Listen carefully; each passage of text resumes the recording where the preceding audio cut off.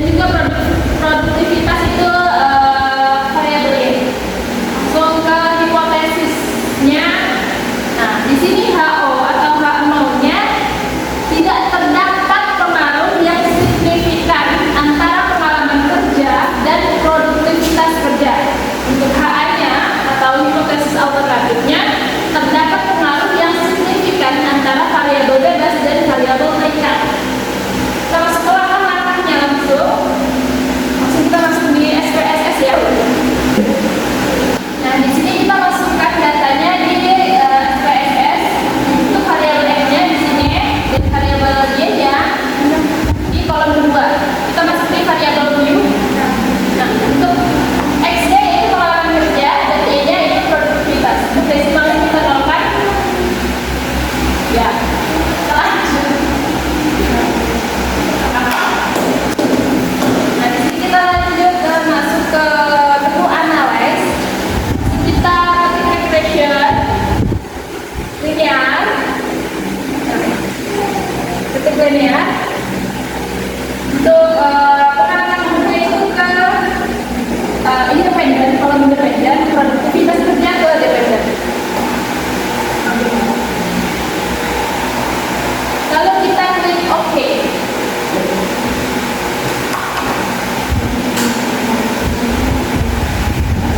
Nah, mungkin itu saja langkah-langkahnya. Untuk hasilnya akan dijelaskan oleh rekan-rekan saya. Terima kasih.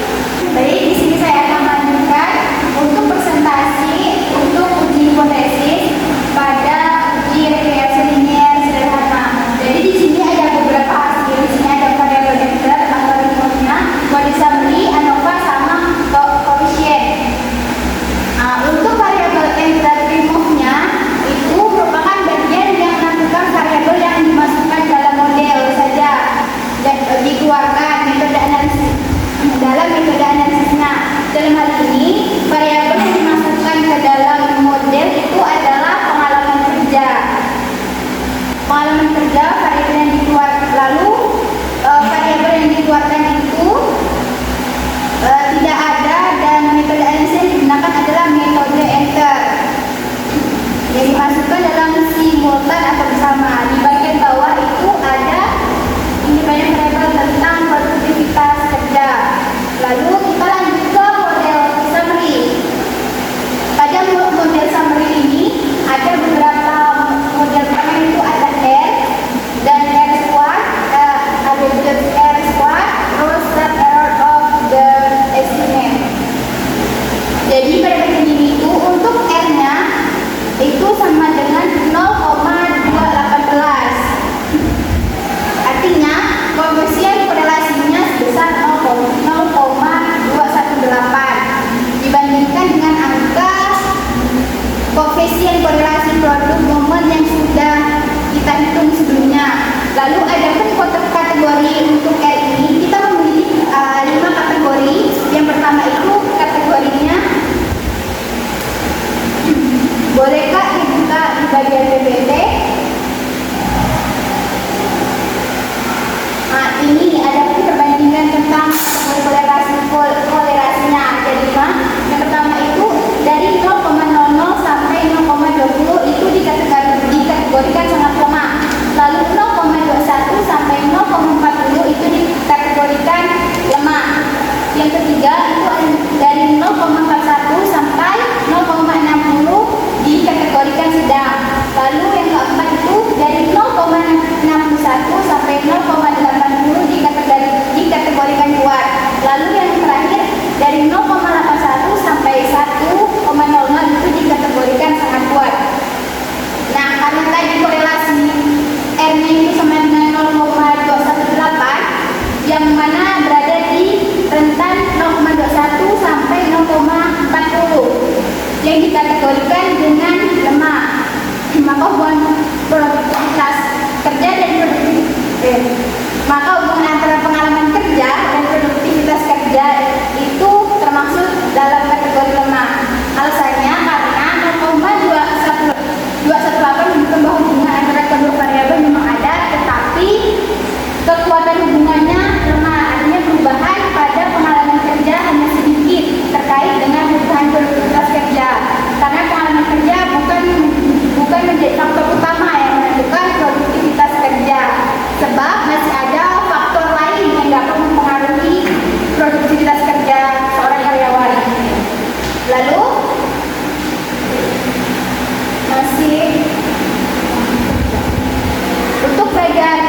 kedua itu ada R square-nya. R square itu sama dengan 0,048 yang menunjukkan koefisien desimasi. R square ini juga bisa kita sebut dengan R kuadrat. Ya, artinya mereka itu variasi dalam prestasi dapat dijelaskan dengan pengalaman kerja melalui model sebesar 0,48%. 0,48% itu didapat dari 0,048 dikali dengan 100%, maka dihasilkanlah sebesar 0,48%.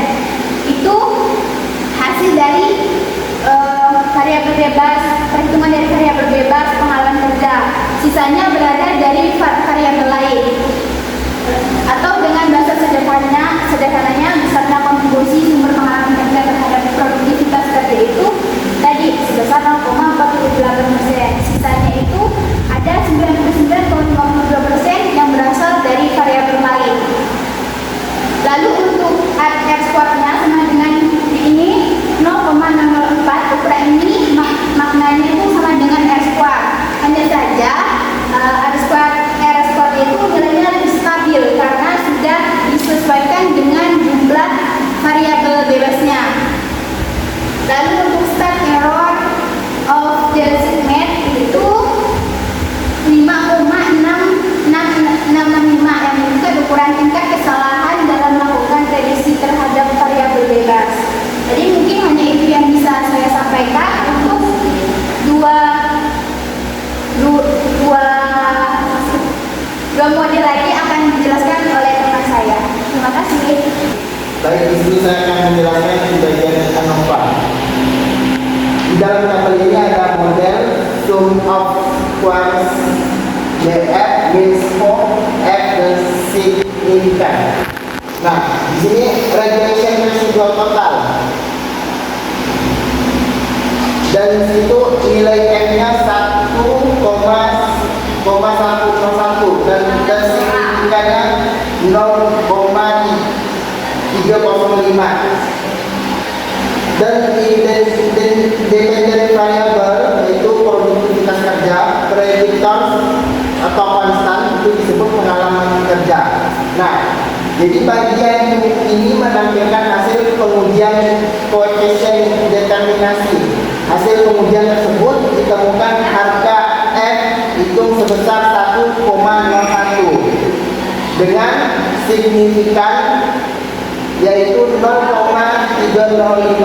Oleh karena itu, nilai signifikan itu lebih besar dari 0,05, maka HO itu diterima, yang artinya pengalaman kerja tidak memiliki pengaruh yang signifikan terhadap produktivitas kerja. Ini saja yang dapat saya sampaikan. Ini adalah model yang terakhir, yaitu yang mana saya membahas tentang confusion. Nah, bagian ini menampilkan persamaan garis regresi dan kemudiannya. Persamaan garis regresi ini dapat diperoleh dari kolom B, yang mana ini. Nah, dengan demikian persamaan garis regresi ini adalah Y. Ini ada di sini. 50481, yang mana X-nya 0,711. Di sini nilai X-nya. Nah, untuk pengujian confusion garisnya dapat dilihat pada kolom D yang ini 10,049. Nah, hasil pengujian ini dapat ditemukan dari nilai D itu sebesar 1,049 dengan signya 0,305. Nah, dibandingkan dengan sig F